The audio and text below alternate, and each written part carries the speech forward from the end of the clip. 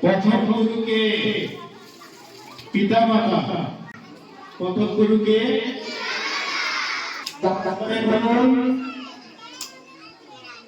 শিক্ষা করো,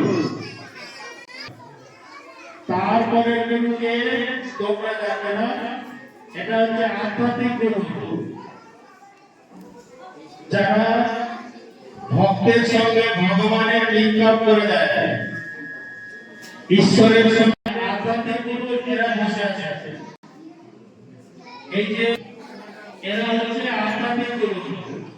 তাহলে প্রথম গুরু শিক্ষক শিক্ষিকা, আর তারপরে গুরুকে আধ্যাত্মিক গুরু এই যে বসে আছে।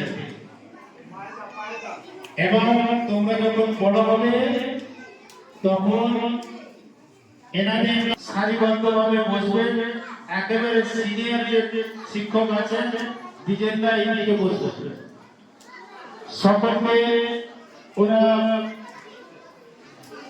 যেখানে ব্যাগ আছে পরে পরপর এখানে এসে বসবে,